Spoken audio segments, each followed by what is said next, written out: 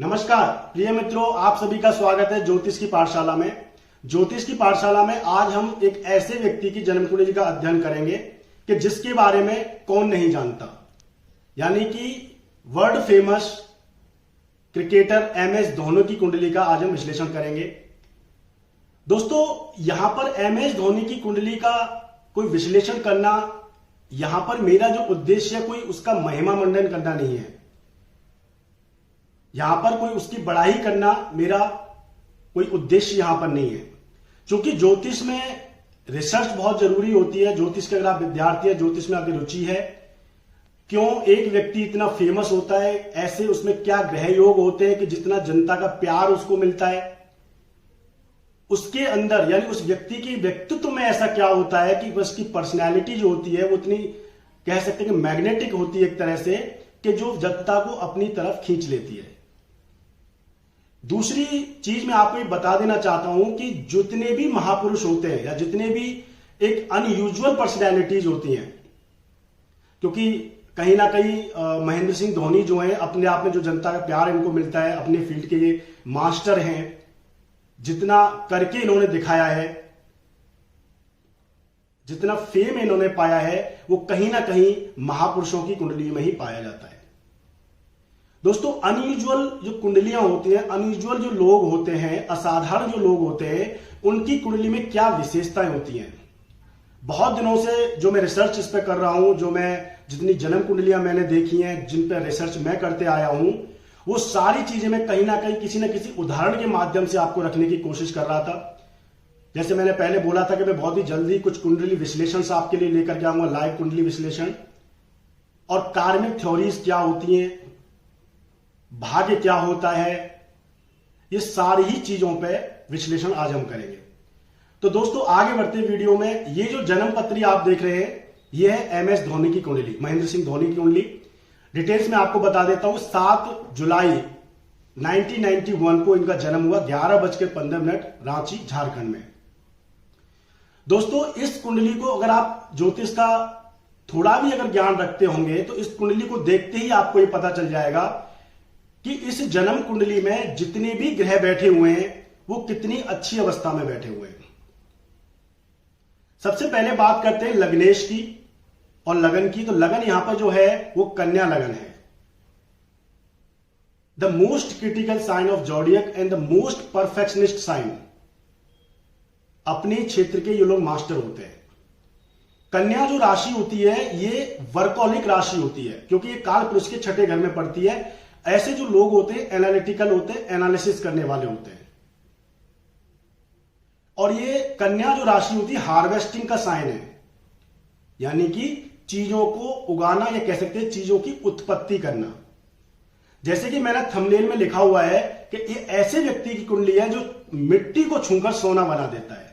कौन नहीं जानता है कितने ही लोगों की लाइफ इन्होंने चेंज करी है, कितने ही लोगों को सहारा इन्होंने दिया है, और इनके सानिध्य में, इनके साथ जिन लोगों ने काम किया है, वो कहीं ना कहीं जिनको कोई पहचान नहीं मिली थी, वो सब लोग कहीं ना कहीं पहचान उनको मिली है।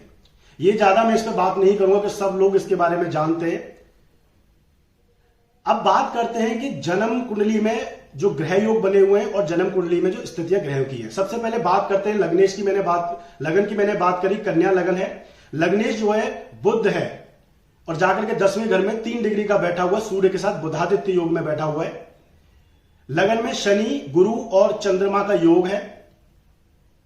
दोस्तों, एक सबसे इंपॉर्टेंट फैक्टर यह भी है कि इसमें लगन में शनि और चंद्रमा का विष योग का निर्माण हो रहा है। इसके बारे में हम बात करेंगे कि इसका क्या प्रभाव है। केतु 5वें घर में बैठा हुआ है। राहु चंद्रमा की राशि में शुक्र के साथ 11वें घर में बैठा हुआ है। मंगल भाग्य स्थान पर बैठा हुआ है। यह है इनकी ग्रह स्थिति। यूरेनस नेपच्यून, जिसकी विशेष चर्चा आज मैं करने वाला हूं। आज आपको मैं बताऊंगा कि आउटर प्लैनेट्स यानी यूरेनस, नेपच्यून, प्लूटो, इनका क्या प्रभाव होता है। यूरेनस नेपच्यून जो है ये 3rd हाउस में बैठे हुए हैं, वृश्चिक राशि में, और लगन में प्लूटो बैठा हुआ है। तो दोस्तों, यह है ग्रह स्थिति। सबसे इंपॉर्टेंट फैक्टर इस जन्म कुंडली का, सबसे जो महत्वपूर्ण चीज है वो क्या है। कितनी वीडियो मैंने आपको बनाई है, उनमें बताया है कि जब भी कोई भी लग्नेश लगन का स्वामी जो होता है अगर वो मजबूत होता है तो कुंडली अपने आप में मजबूत हो जाती है। लग्नेश अपनी ही राशि का लगन का स्वामी होकर के 10वें घर में अपनी ही राशि में मिथुन राशि में बैठा हुआ है और सूर्य यानी बुधादित्य योग निर्माण हो रहा है। यहां पर पंचमेश जो है वो शनि है और जाके लगन में बैठा हुआ है, यानी 5वें घर का स्वामी त्रिकोण का स्वामी लगन में जाकर के बैठ गया है। अत्यंत श्रेष्ठ स्थिति है और शनि और गुरु दोनों सम हैं आपस में और दोनों ही सोशल यानी सामाजिक प्रतिष्ठा को रिप्रेजेंट करने वाले ग्रह हैं। अभी कुछ ही दिन पहले मैंने शॉर्ट डाला तो उसमें बताया था कि सामाजिक प्रतिष्ठा की अगर आप बात करते हैं, आपको सामाजिक प्रतिष्ठा अपनी देखनी हो या किसी व्यक्ति की देखनी हो तो उसके लिए आपको शनि और जुपिटर दोनों को ही कुंडली में देखना चाहिए। अच्छी स्थिति अगर इनकी है तो निसंदेह व्यक्ति जो होता है समाज में, चाहे वो कितने भी लेवल पर रिकॉग्निशन हो, उसका कितने भी लेवल पर उसका मान सम्मान हो, लेकिन होता जरूर है। दोस्तों, लगन में गुरु का बैठना अत्यंत श्रेष्ठ है। इसके बारे में ज्यादा चर्चा क्या ही मैं आपके लिए करूं, क्योंकि लगन में अगर बैठा हुआ गुरु हो तो ये दोषों का नाश कर देता है कुंडली में। यहां पर जो उसकी युति है चंद्रमा के साथ में है, जो कि गज केसरी राजयोग का निर्माण हो रहा है। शनि चंद्रमा का कोई खास विषयोग का यहां पर दुष्प्रभाव देखने को नहीं मिलेगा। दोस्तों, यही वो कुंडली है, ऐसी वो कुंडलियां होती है जिसमें एक्सेप्शंस आर ऑलवेज देयर कह सकते हैं, या फिर जहां पर ज्योतिष के सूत्र जो होते हैं वो टूट जाते हैं, जिसे हम कहते हैं कि एक्सेप्शंस आर ऑलवेज देयर। तो एक्सेप्शंस इसी कुंडली में होते हैं। मैं आपको और भी बताऊंगा क्या एक्सेप्शंस है इस कुंडली में। शनि और चंद्रमा का विषयोग यहां पर कोई खास प्रभावी देखने को नहीं मिल रहा है, क्योंकि शनि यहां पर योग कारक प्लानेट है, पंचमेश होकर के लगन में गया हुआ है और गुरु के साथ युति बना रहा है। गुरु के साथ चंद्रमा भी वहां पर बैठा हुआ है, तो यहां पर चंद्रमा का और शनि का विषयोग का कोई खास निर्माण यहां पर नहीं हुआ। और दूसरा, क्योंकि चंद्रमा बली है। बली क्यों है? क्योंकि जिस हाउस का वो ऑन करता है, जिस हाउस का वो लॉर्ड है 11वें घर का, वहां पर शुक्र और राहु बैठे हुए हैं और शुक्र और राहु का वो डिस्पोजिटर है, यानी कि मतलब उसकी राशि में शुक्र और राहु बैठे हुए हैं तो उनका भी वो फल चंद्रमा करेगा। अब शुक्र और राहु का फल चंद्रमा क्यों करेगा और कैसा करेगा? तो शुक्र यहां पर भाग्य का स्वामी और धन का स्वामी है। अकेला शुक्र दो ऐसे हाउसेस को ऑन करता है जो किसी भी व्यक्ति के लिए इंपॉर्टेंट है। कौन से दो चीज इंपॉर्टेंट? भाग्य और धन। क्या इन सब चीज से ज्यादा क्या चाहिए व्यक्ति को? अकेला शुक्र उन दोनों हाउसेस को ऑन करता है, नहीं उनका ऑनर है, और जाकर के डिजायर फुलफिलमेंट हाउस यानी 11वें घर में जाकर के बैठा हुआ है। और बैठा भी किसके साथ है? तो राहु यानी मित्र के साथ में बैठा हुआ है। यानी कि राहु क्या करता है? राहु जिस हाउस में जिस प्लैनेट के साथ बैठता है उस हाउस की रिलेटेड एक्टिविटीज में और उस प्लैनेट जो वो देने वाला होता है उनमें वो और एक्सपेंड करता है, उसको एलिवेट कर देता है, वो अति कर देता है, हम अति कहते हैं। तो यहां पर अति अच्छाई के रूप में हो रही है, क्योंकि यहां पर 11वें घर में शुक्र के साथ धनेश के साथ में और भाग्येश के साथ में राहु बैठा हुआ है और अति मित्र के साथ में बैठा हुआ वीनस के साथ में। और ये दोनों इतना अच्छा फल क्यों कर पा रहे हैं? क्योंकि चंद्रमा अच्छी स्थिति में बैठ गया है, तात्कालिक मित्रता में बैठा हुआ है। चंद्रमा 3 घर आगे जाकर के तात्कालिक मित्रता में लगन जैसे शुभ भाव में बैठ गया है। वो धन का स्वामी लाभ में और लाभ का स्वामी लगन में, यानी अपने पराक्रम से, आपके स्वयं के पराक्रम से ही व्यक्ति पैसा कमाएगा और इतना सामर्थ्यवान रहेगा, इतना धन दौलत मान सम्मान ऐश्वर्य रहेगा। धन दौलत की मैंने बात करी, क्यों है इतनी ज्यादा, क्यों इतनी सफलता है? दूसरा, शनि गुरु और चंद्रमा का जो योग बन रहा है ये लगन में बन रहा है। अब देखिए कि सोने पर सुहागा क्या है। सिर्फ यही नहीं है, ऐसे बहुत से लोग हैं जिनका शनि गुरु मून शायद माफ कीजिए कन्या राशि में लगन में बैठा होगा, किंतु तीनों ही जो ग्रह हैं शनि गुरु और चंद्रमा जिसकी राशि में बैठे हैं वो राशिपति भी मजबूत हो गया है जाकर के, यानी बुध वो अपने ही साइन का बैठा हुआ है। जब भी कोई ग्रह उच्च का होकर के बैठता है सबसे ज्यादा श्रेष्ठ फल करता है, अच्छा फल करता है। उससे नीचे फिर जो फल करता है वो अपनी राशि का फल करता है। उसके नीचे फिर जब वो करता है मूल त्रिकोण राशि में बैठता है तो करता है, और उसके नीचे जब वो फल करता है यानी सबसे कम कह सकते हैं कि वो अपनी राशि का फल करता है। तो यहां पर जो बुध है अपनी राशि का बैठा हुआ है। एक और फैक्टर मैंने हमेशा बोला है कि कार्मिक थ्योरी क्या होती है। पिछली एक वीडियो मैंने बनाई थी राहु केतु का कर्म से क्या संबंध है कार्मिक के प्लैनेट से, उसको देखिएगा। यही चीजें मैंने आपको बताई थी कि राहु केतु के डिस्पोजिटर्स का मतलब होता है कि राहु केतु जिसके साइन में बैठे होते हैं, जिस ग्रह के, वो ग्रह उनका डिस्पोजिटर हो जाता है। जैसे चंद्रमा यहां राहु का डिस्पोजिटर है, यानी राहु उसके घर में बैठा है। तो अब राहु जिसके घर में बैठा है या केतु जिसके घर में बैठा है, वो ग्रह दोनों कितने बली होकर के कुंडली में बैठे हैं, ये बताता है कि आपका पिछला जन्म कितना अच्छा था, पिछले जन्म के कर्म कैसे थे, और उन कर्म का आप जो लेकर के इनहेरिटेंस करके आए हैं, उसका प्रारब्ध, उसका भाग्य इस जन्म में कैसा होने वाला है। देखिए कि केतु जो कि पिछले जन्म को रिप्रेजेंट करता है, वो जिस राशि में बैठा है, उस राशि का स्वामी शनि नवम पंचम योग में चला गया, वो भी लगन में, अति उत्तम भाव में चला गया है, और लगन में जाकर के गुरु के साथ युति बना रहा है। तो केंद्र इसका केतु का स्वामी, केतु का जो डिस्पोजिटर है, वो चला गया लगन में, और वो मित्र राशि में गया है। लगन में भी शनि अगर गया है तो कोई शत्रु राशि में वो नहीं है, वो मित्र राशि में गया है। अब बात करते हैं राहु की। तो राहु का डिस्पोजिटर चंद्रमा है, वो जाकर के तात्कालिक मित्रता में बैठा हुआ है। सबसे अच्छी एस्पेक्ट जो होती है नवम पंचम होती है, ट्राइन एस्पेक्ट कहते हैं, त्रिकोण वाली जो एस्पेक्ट होती है 120 डिग्री की। उसके बाद जो अच्छी एस्पेक्ट होती है, फिर वो तात्कालिक मित्रता होती है। तात्कालिक मित्रता, या कह सकते हैं उससे पहले जो अच्छी एस्पेक्ट होती है वो कंजंक्शन होती है। किसी भी जब दो ग्रहों की युति बनती है, वो जो एस्पेक्ट होती है, वो जो दृष्टि होती है, वो जो दृष्टि संबंध बनता है, वो बहुत ही प्रभावी होता है।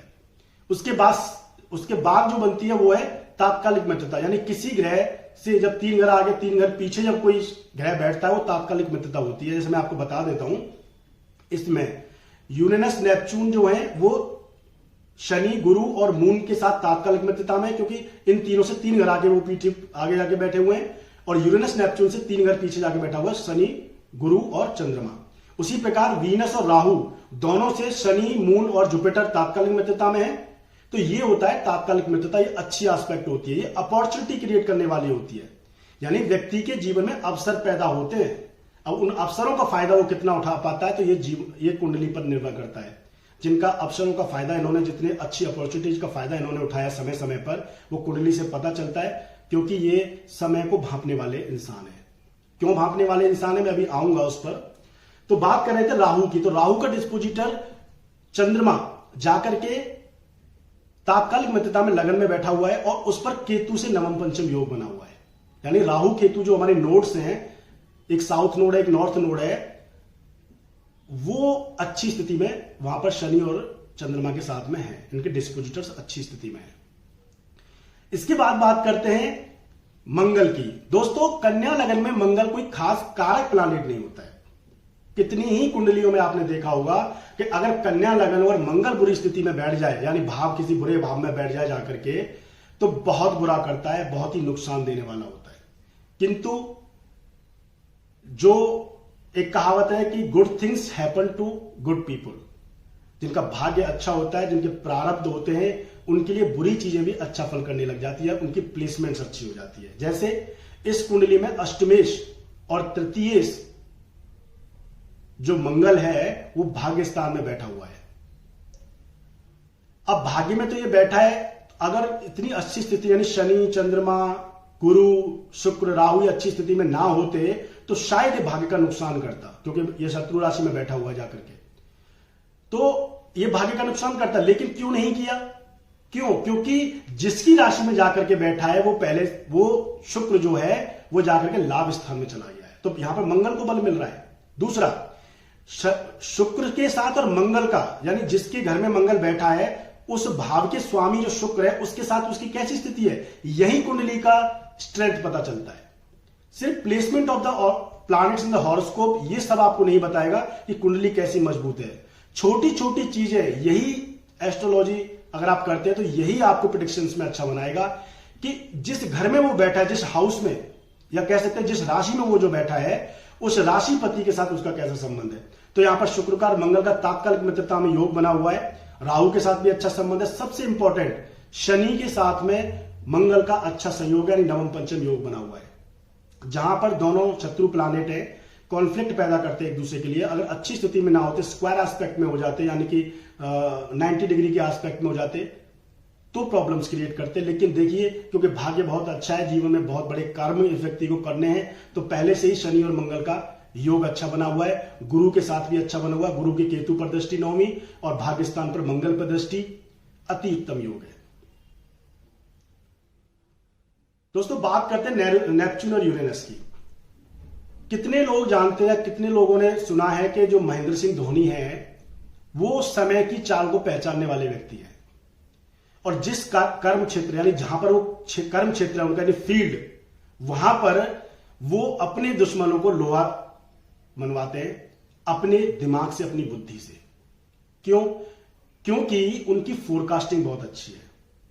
दोस्तों यूरेनस जो होता है भविष्य का ग्रह होता है, भविष्य को देखने वाला ग्रह होता है, ट्रांसेंडेंटल ये प्लैनेट होता है, यानी उच्च स्थिति। किसी भी चीज की एक्सट्रीम पोजीशंस के बारे में पता लगाना, सोचना, या किसी भी चीज की एक्सट्रीम पोजीशंस की अनुभूति होना, यानी हाई स्ट्रंग जिसे हम कहते हैं, यह पॉजिटिव भी हो सकता है, नेगेटिव भी हो सकता है।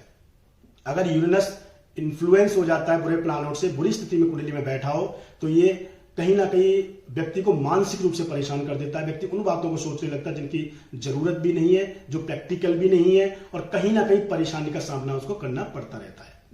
परंतु यहां पर यूरेनस उच्च का होकर के बैठा है। यूरेनस जो है वो वृश्चिक राशि में उच्च होता है, वो थर्ड हाउस में बैठा हुआ है। थर्ड हाउस जो होता है ये आपकी मेंटालिटी का हाउस है, मानसिकता का हाउस है, आपके इमीडिएट एनवायरमेंट का हाउस है। और आपको ये पता है कि जब फील्ड पर कोई खिलाड़ी खेलता है तो वहां पे इमीडिएटली उसको कितने अच्छे डिसीजंस लेने पड़ते हैं अपनी टीम की भलाई के लिए। दोस्तों यूरेनस का यहां पर संबंध तीसरे घर में जो 8वीं राशि में बन रहा है, ये अति उत्तम संयोग है, और राहु के साथ में इसका ट्राइन बन रहा है। ये मान लीजिए कि इस कुंडली में, और एक और भी चीज देखिएगा, इस कुंडली में कोई भी ग्रह, इस कुंडली में जो मैक्सिमम प्लैनेट्स हैं वो या तो नवम पंचम योग में बैठे हुए हैं, या फिर वो तात्कालिक मित्रता में बैठे हुए हैं, जिसे हम सेक्सटाइल एस्पेक्ट कहते हैं। दोस्तों यहां पर स्क्वायर एस्पेक्ट भी है। स्क्वायर एस्पेक्ट यानी केंद्र में ग्रह बैठे हुए हैं 60 डिग्री पर। तो स्क्वायर एस्पेक्ट क्या बता रही है? स्क्वायर एस्पेक्ट ये बता रही है कि इस व्यक्ति को सामने कितनी परेशानियां रही होंगी, कितने चैलेंजेस इसके सामने रहे होंगे, ये सारी चीजें इस व्यक्ति ने कैसे पार करी होंगी। इसका सबसे बड़ा जो रीजन है वो है एंडुरेंस, धैर्य। पृथ्वी तत्व की राशि है लगन में, कोई भी चीज स्लो एंड स्टेडी पाने की इच्छा, किसी भी चीज को हार्वेस्ट करने की इच्छा, यानी उसको जनरेट करने की इच्छा, यही सब कारण रहे कि महेंद्र सिंह धोनी ने जीवन में सब कुछ वो पाया, लेकिन स्लो एंड स्टडी। कितने शांत स्वभाव के वो हैं, कैप्टन कूल उनको कहा जाता है। क्यों? क्योंकि शनि जो कि स्लोएस्ट प्लैनेट है, वो पेशेंस को डेवलप कराने वाला प्लैनेट है। पृथ्वी तत्व जो कि सबसे ज्यादा प्रैक्टिकल अप्रोच की तत्व होता है, प्रैक्टिकल जो जितनी भी राशियां होती हैं, यानी कि कन्या लगन, कन्या राशि, या फिर मकर राशि, या फिर टॉरस यानी कि वृषभ राशि, ये आपकी प्रैक्टिकल अप्रोच को बताती है, ये आपकी स्टडीनेस को बताती है, स्लोनेस को बताती है। ऐसे जो व्यक्ति होते हैं फूंक फूंक कर कदम रखने वाले होते हैं, जल्दबाजी इनके स्वभाव में बिल्कुल भी नहीं होती है। तो सब कुछ जो जीवन में उन्होंने पाया, जो परेशानी इनको रही, वो कहीं ना कहीं रही क्योंकि यहां पर शनि की 10वीं दृष्टि सूर्य पर पड़ रही है। तो चीजें इतनी आसान तो नहीं थी इनके लिए, क्योंकि फेम पाना इनके लिए इतना आसान नहीं था, क्योंकि शनि यहां पर कहीं ना कहीं सूर्य को पीड़ित कर रहे हैं 10वीं दृष्टि से। यहां पर लग्नेश भी शनि के द्वारा देखा जा रहा है, परंतु शनि ने यहां पर नुकसान क्यों नहीं किया? क्योंकि शनि मित्र राशि में अच्छी स्थिति में बैठा हुआ है, और पंचमेश यानी योग कारक प्लैनेट है। शत्रु स्थान का भी स्वामी बनता है वो, पर शत्रु स्थान का स्वामी जब लगन में चला जाता है तो व्यक्ति शत्रुओं को पानी पिला देता है। शत्रु स्थान में लिख लीजिए, अगर ज्योतिष के विद्यार्थी आप ज्योतिष का अध्ययन करते हैं, शत्रु स्थान में अगर पाप ग्रह है तो कुछ नहीं बिगाड़ सकता आपका, और अगर सॉफ्ट प्लैनेट अगर हो जाते हैं वहां पर, तो आप सिर्फ उनसे डिफीट ही तो होते रहेंगे, कहीं ना कहीं परेशानी का सामना आपको करना पड़ेगा। दोस्तों ये था जन्म कुंडली का अध्ययन महेंद्र सिंह धोनी का। इसमें प्लूटो का मैं अभी विचार करना भूल गया, आपको बता देता हूं। प्लूटो जो लगन में बैठा हुआ है, देखिए सबसे इंपॉर्टेंट क्या है, आप साइंटिफिक समझिए। लगन में जो राशि पड़ी वो हार्वेस्टिंग का साइन है, यानी कि वो जो साइन है कन्या राशि, वो है आप जहां काम करते हैं। चाहे कोई भी काम आप जीवन में करते हैं, उस काम के लिए कहीं तो जाते हैं, ऑफिस जाते हैं, कॉर्पोरेट में जाते हैं, किसी सरकारी दफ्तर में जाते हैं, ऑफिस में जाते हैं, या कोई भी काम आप कैसा भी करते हैं जीवन में, छोटे से बड़ा, वो जो वर्क प्लेस होता है आपका, वो आपका रिप्रेजेंट होता है छठवें घर से और छठवीं राशि कन्या राशि से। प्लूटो जो कि री इनकारनेशन कह सकते हैं, रीट्रांसफॉर्मेशन और डिस्ट्रॉइंग का प्लानिट है, यानी कि डिस्ट्रॉय भी करता है, कह सकते हैं री इन्फॉर्म भी करता है, या फिर उन चीजों को दोबारा क्रिएट भी करता है। किस साइन में वो बैठा हुआ है? तो वो कन्या राशि में बैठा हुआ है। अपने वर्क प्लेस को इतना ट्रांसफॉर्म इन्होंने करके रख दिया कि जिसकी दुनिया मिसाल देती है, और वो भी लगन में। अपने व्यक्तित्व में भी इतना ज्यादा प्रभाव इनको देखने को मिला, इतना ज्यादा ट्रांसफॉर्म इनके व्यक्तित्व में हुआ कि कोई सोच भी नहीं सकता था एक छोटे से स्थान से आने वाला व्यक्ति इतना बड़ा फेम प्राप्त करेगा और इतना सब कुछ उस देश के लिए वो कर देगा कि जिसके लिए देश उस पर हमेशा गर्व महसूस करेगा। सामाजिक प्रतिष्ठा, यानी कि गुरु चंद्रमा शनि का योग लगन में, ट्रांसफॉर्मेशन अपनी लाइफ में कर देना, अपने कर्म में कर देना, प्लूटो का लगन में, वो भी कन्या राशि में बैठना, शार्प माइंड, यूरेनस का थर्ड हाउस में एक्सॉल्टेशन में बैठना। अब आप बोलेंगे शार्प माइंड तो मंगल भी देता है, तार्किक है, गुरु भी देता है क्योंकि गुरु एक्सपेंड करता नहीं।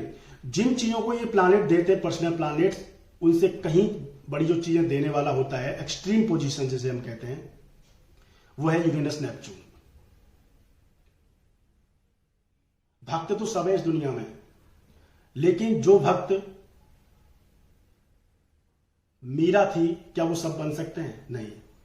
तो जो भक्तों की मैं जो बात कर रहा हूं, वो सब कह सकते हैं कि जुपिटर, सैटर्न, मून, मार्स, इन सबसे कहीं ना कहीं इन्फ्लुएंस है। जैसे हम पूजा करते हैं, हम भगवान की शरण में जाते हैं कि शायद हम उसको प्राप्त कर लें, पर वो शायद ही है। लेकिन जिन्होंने प्राप्त कर लिया, जिनकी लोग मिसाल देते हैं, मीरा, या जिन्होंने भगवान श्री कृष्ण के लिए विष पी लिया